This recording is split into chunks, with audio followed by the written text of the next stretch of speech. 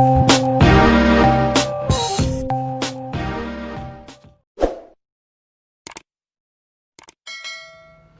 friends, it's Mallari Shinde and you are watching Shinde's Class YouTube channel. This channel is specially for English and English content. Friends, today we are going to learn a new lesson and it is an adverb. An adverb means in Marathi we say Kriya Visheshan. An adverb is one of the parts of speech. So let's learn an adverb with some examples and then we will build a new definition of an adverb. So adverb means in Marathi Kriya Visheshan. Here I wrote some sentences. So look these examples, look these sentences. First one is Ganesh runs quickly. Here I would like to underline quickly. Yes. Then the elephant walks slowly. Here I would like to underline slowly.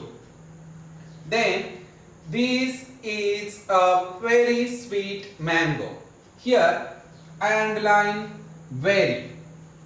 And fourth one is the horse runs fast. Here I underline to fast.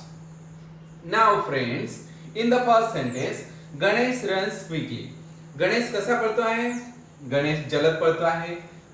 So quickly says something. Quickly says something about runs. And what is mean by runs? Runs means पळणे, but run is a verb. Run is a verb. Run हे क्रियापद आहे आणि या क्रियापदाबद्दल या quickly या शब्दाने थोडीशी जास्तीची माहिती सांगितली आहे. क्लिअर मेसेज दिलेला आहे. क्लिअर त्याचा मीनिंग स्पष्ट केलेला आहे. Then the elephant walks slowly. Elephant walk करतोय पण कसा? Slowly. So slowly says something about walk. Walk is a verb. Then third one is this is a very sweet mango. Here very word says something about sweet and sweet is not a verb. Sweet is an adjective. So it's a very different example from these examples. And fourth one is the horse runs fast. Here fast says some action, some clear meaning about runs. आणि run हे काय आहे? ते पण क्रियापद आहे, verb आहे. So quickly, slowly, sweet and fast. These four words says some more meaning, some more clearance, something more information about verbs or an adjective. Then these words we can say these are an adverbs. So या शब्दांना आपण adverb म्हणतो. मग adverb ची व्याख्या काय करता येईल आपल्याला? So let's learn. We can build a nice definition from these examples. So definition is the word which tells clear meaning or something about of the verb. An adjective or another adverb is called an adverb. An adverb. तर an adverb कशाला म्हणतो आपण?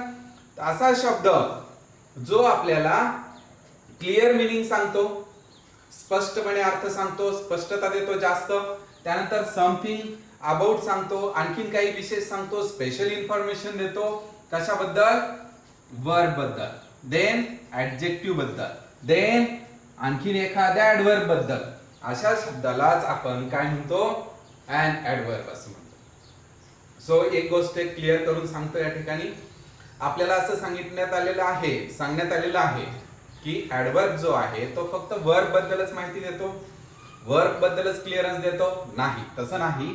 तर तो adjective बद्दलही clearance देतो आणि एखाद्या दुसऱ्या ऍडवर्ब बद्दलही क्लिअरन्स देतो. फॉर एक्झाम्पल 1, 2 आणि या 3 या वाक्यांमध्ये या 1, 2 आणि 4 नंबरच्या वाक्यांमध्ये ऍडवर्बने वर्ब बद्दल अधिक माहिती सांगितलेली आहे किंवा वर्बचं क्लिअर मीनिंग दिलेलं आहे.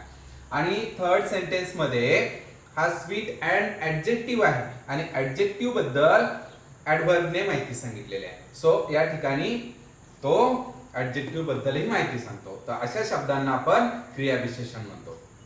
So these are some examples of Adverbs. Now some more words here I wrote. Well, fast, hard, quite, possibly, certainly, luckily, etc. These are some examples of word of an adverb. So adverb means kriya visheshan, and adverb shows clear meaning or something about or special information about verb, adjective or another adverb. That is an adverb. So मित्रांनो, एक गोष्ट मी या ठिकाणी clear करू इच्छितो ती अशी की आपल्याला असं सांगण्यात आलेलं आहे की केवळ वर्ब बद्दलच जो अधिकची माहिती देतो, विशेष माहिती देतो, अशा शब्दाला आपण an adverb असं म्हणतो. परंतु तसं नव्हे, तर तो adverb हा adjective बद्दलही माहिती देतो आणि दुसऱ्या एखाद्या adverb बद्दलही माहिती देतो. So that's why this one is the definition of an adverb. And some examples are also here. Well, fast, hard, quite, possibly, certainly, luckily, etc. These are some examples of adverb. आणि आणखी एक मुद्दा आपण या ठिकाणी घेऊया, तो असा की विशेषणाला, ऍडजेक्टिव्हला जर ly लावलं तर ऍडवर्ब होतं. हो, हे खरं आहे की विशेषणाला जर ly लावलं तर त्या ठिकाणी ऍडवर्ब तयार होतो शब्द. परंतु सर्वच विशेषणाला ly लागणार नाही. ly शिवायही काही ऍडवर्ब असू शकतात. ही पण गोष्ट लक्षात घेणं अपेक्षित आहे. So that's why well, fast, hard, quite या ठिकाणी ly लागलेलं नाही. सो ly नसताना सुद्धा ऍडवर्ब असू शकतात आणि काही विशेषणांना ly लावून आपण ऍडवर्ब करू शकतो. So let's learn kinds of an adverbs. So kinds of adverbs. There are 8 kinds of adverbs in English. इंग्रजीमध्ये क्रिया विशेषणाचे 8 प्रकार सांगितलेले आहेत त्याच्या कामानुसार किंवा त्याच्या उपयोगानुसार. So let's learn kinds of adverbs. क्रिया विशेषणाचे प्रकार. First kind is adverbs of time, means कालवाचक क्रिया विशेषण. I wrote some examples here. Yesterday, today, tomorrow, late, early, now, etc. These are examples shows the time of action. क्रियापदाने जी action केलेली आहे, वर्बने जी ऍक्शन केलेली आहे, ती ऍक्शन कधी झाली किंवा कधी होणार आहे किंवा कधी घडत आहे हे जो सांगतो ना तो ऍडवर्ब, त्यालाच आपण ऍडवर्ब ऑफ टाइम, कालवाचक क्रिया विशेषण असे म्हणतो. For example, I wrote 2 sentences here. Look these. We shall now begin to work. Here, now shows the time of action. And second one is I have heard this before. Before shows the time of action. So that's why these words are examples of adverbs of time. हे कालवाचक क्रिया विशेषणाचे उदाहरणे आहेत, कारण ते वेळ दाखवतात, क्रियेची वेळ दाखवतात, वर्बची वेळ दाखवतात. Then second kind is adverbs of place. स्थलवाचक क्रिया विशेषण. So examples are here, there, down, below, up, everywhere, etc. These type of words shows the place of action. Place of action of verbs. वर्बने जी क्रिया केलेली आहे त्याचं स्थळ दाखवतात, त्याचे place दाखवतात. मग या ठिकाणी मी 2 उदाहरणे लिहिलेली आहेत की look up and then stand here. So up and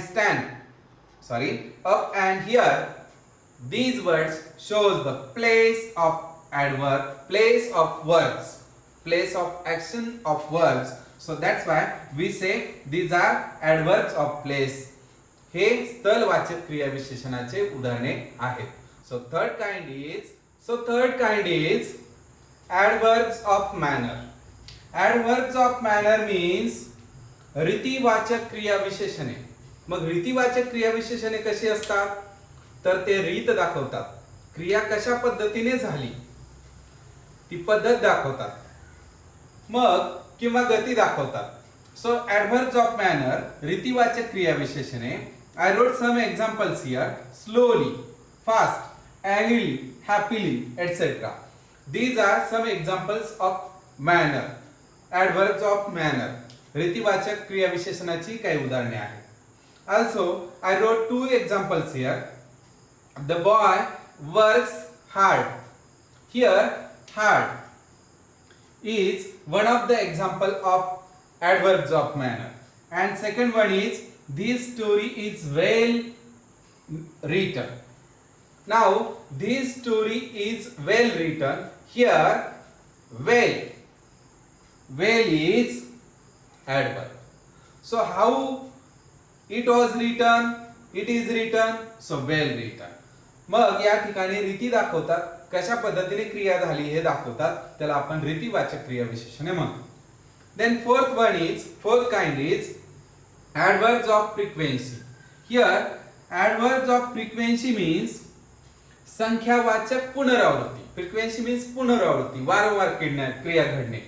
मग असे ऍडवर्ब जे क्रिया वारंवार घडली, पुनरावृत्ती झाली त्याबद्दल सांगतात. क्रियापदाने पुनरावृत्ती केलेली आहे, किती वेळेस केली क्रिया करत असताना. सो संख्यावाचक पुनरावृत्ती विशेषणे once, twice, often, always, etc. These are examples of adverbs of frequency. Also two sentences here. He often makes mistakes. किती मिस्टेक्स करतो, कधी करतो, कशा करतो, तर ऑफनली मीन्स वारंवार. Then the postman called again, पुन्हा, again. So often and again, these are examples of adverbs of frequency. संख्येची पुनरावृत्ती झालेली आहे. आता या ठिकाणी काय महत्त्वाचं आहे, या ठिकाणी क्रिया किती वेळा झालेली आहे, क्रियेची वेळ, टाइम नाही, क्रिया किती वेळा झालेली आहे हे दाखवण्याचं काम ऍडवर्ब्स ऑफ फ्रिक्वेन्सी करतं, आणि ऍडवर्ब्स ऑफ मॅनर हे रीत दाखवण्याचं काम करतं. So fifth kind is adverbs of degree. Adverbs of degree means परिमाणवाचक विशेषणे. So परिमाणवाचक विशेषणे means some measurement is here, some measure is here. Adverbs of degrees examples are quite, very, almost, fully, etc. Now two sentences are here. You are quite wrong. अतिशय चुकीचं आहे किंवा एकदमच चुकीचं आहे. He is very careless. So quite and very. These word shows some degree, means परिमाण दाखवतात. So that's why these examples are adverbs of degree. परिमाणवाचक विशेषणे आहे. Then sixth one is adverbs of reason. Adverbs of reason means कारणवाचक क्रिया विशेषणे. So some examples are here. Purposely, accidentally, therefore, etc. These are some examples of reason, adverbs of reason. So see purposely out from the ground. Here purposely is one of the example of adverbs of reason. Then he therefore left school. त्यामुळे. So therefore is one of the example of adverbs of reason. So हे या ठिकाणी कारणमीमांसा करतात, कारण सांगतात, जे ऍडवर्बने वर्बने केलेला आहे ऍक्शन त्याबद्दल किंवा ऍडजेक्टिव्हने सांगितलेलं आहे त्याबद्दल. So these are some examples of adverbs of reason. So next kind is adverbs of affirmation and negation. Here affirmation means दृढतादर्शक और वी कॅन से होकारदर्शक. अफर्मेशनचे दोन्ही अर्थ होऊ शकतात. अँड देन निगेशन मीन्स नकारदर्शक. So adverbs of affirmation and negations means दृढतादर्शक and नकारदर्शक क्रिया विशेषण. कसे असतील ते? For example surely, certainly, neither, never, not. These examples show some affirmation action or some negation. So that's why we say these are adverbs of affirmation and negation. Also two sentences here. He certainly went. निश्चित पद्धतीने तो गेला, निश्चितपणाने तो गेला. So certainly and I do not know him. Here not. These words shows, certainly shows affirmation and not shows negation. So that's why these are examples of adverbs of affirmation and negation. या ठिकाणी होकार आणि नकार important आहे. Then last one is interrogative adverbs. Now here interrogative adverb means प्रश्नार्थ क्रिया विशेषणे. जेव्हा क्रियाविशेषणाचा उपयोग प्रश्न विचारण्यासाठी केला जातो आणि त्या प्रश्नातून त्या ठिकाणचं स्थळ, त्या ठिकाणचं कारण, त्या ठिकाणची वेळ माहिती करून घ्यायची असते, त्यावेळेला ती उदाहरणे ही इंटरोगेटिव्ह ऍडव्हर्ब्स असतात. For example where, when, how, why etcetera. So here where is Prashant. Prashant कुठे आहे. Now where want to place. So हे एक्झाम्पल ऍडव्हर्ब ऑफ प्लेस मध्ये सुद्धा येऊ शकतं, स्थलवाचक विशेषणामध्ये येऊ शकतं. Then why are you late. Here why want some reason, because late. so late चं रिझन पाहिजे. सो ऍडव्हर्ब्स ऑफ रिझन मध्ये सुद्धा हे एक्झाम्पल येऊ शकतं. म्हणजेच where and why किंवा when, how etc. this type of words want to ask some time, place or action or something more information about verbs or action. That time these are examples of interrogative adverbs. म्हणजे हे उदाहरण दुसऱ्या ऍडव्हर्बच्या प्रकारामध्ये सुद्धा असू शकतात.